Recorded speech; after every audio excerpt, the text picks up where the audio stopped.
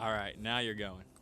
Okay, so I don't know how many years ago. Let's say 8, 10 years ago, when I was first starting at the Pittsburgh Project, which that would have been about 10 years ago. I would get off the bus stop at Marshall here and walk by this baseball field, and it was abandoned, overgrown bushes, shrubs, garbage, car parts, and I had dreams of it being something that could be more beautiful than it was.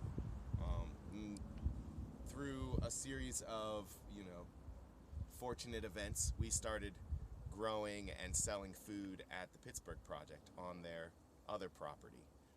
And then Salim came to me and said, people are interested in us stewarding this baseball field.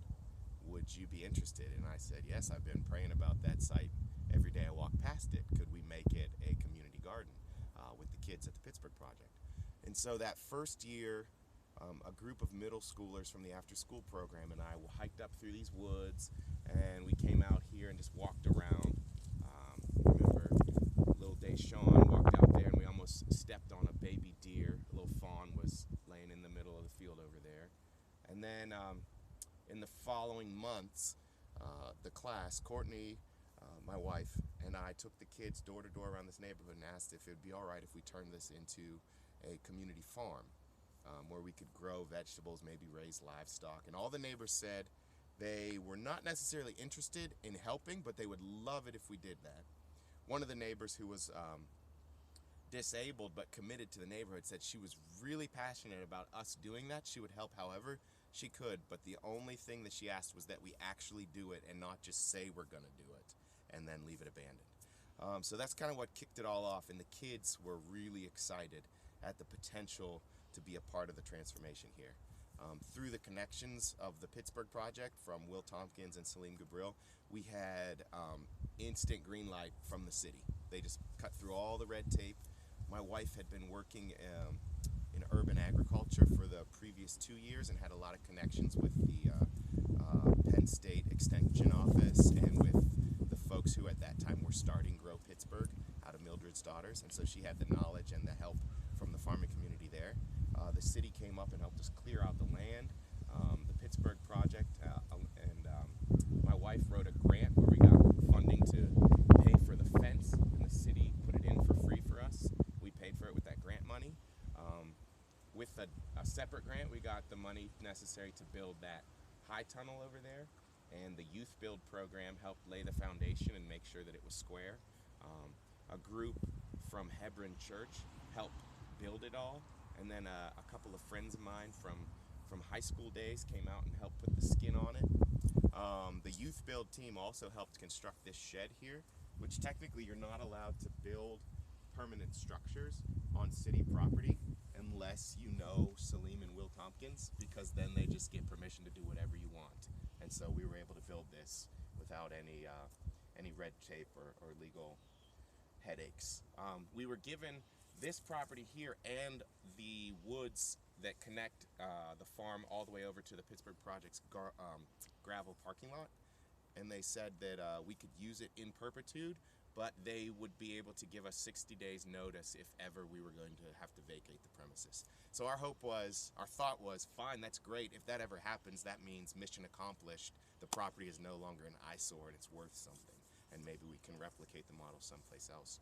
So that first year, the infield was all clay, the outfield was all overgrown, and so we did what's called hugelkultur.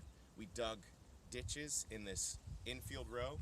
Every row of crops in here, we dug out a ditch that was roughly 3.5, 4 feet wide, 3 feet deep, and filled it with rotten logs, and then covered that up with compost and with good soil on top, and then grew tomatoes, peppers, melons in the infield.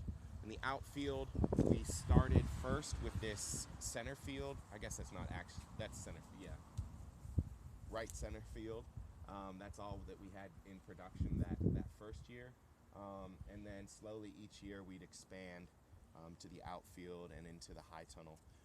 The Pittsburgh Project had a community food stand that was sponsored by Pittsburgh's food bank for a few years going on there, and we would supplement the food that we sold there with food that we grew from here. So we were able to sell organically grown local produce to the neighbors for cheaper than the price of produce that you get at Giant Eagle or Coons. It was pretty great. The kids were excited to see that the work that they did had meaning and brought beauty to the neighborhood. An interesting side note, all the kids at the Pittsburgh Project had to take an elective course. It was computers, art, dance, or ecology. And we had to assess the worth of these programs for funding's sake. And so our means of assessing was to do a pre and post questioning. And the question was very simple. It was just, do you believe there's hope for the North Side to ever change? Every kid at the beginning of the year said no, across the board.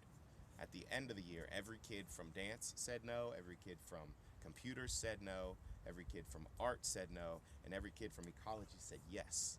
They believed there was hope for the neighborhood. So that's when we started to call the program Lots of Hope. So we would take vacant lots and transform them into beautiful things, and also be able to instill hope in the people that were working on the property. And I'm also a fan of terrible puns, so that was the other reason.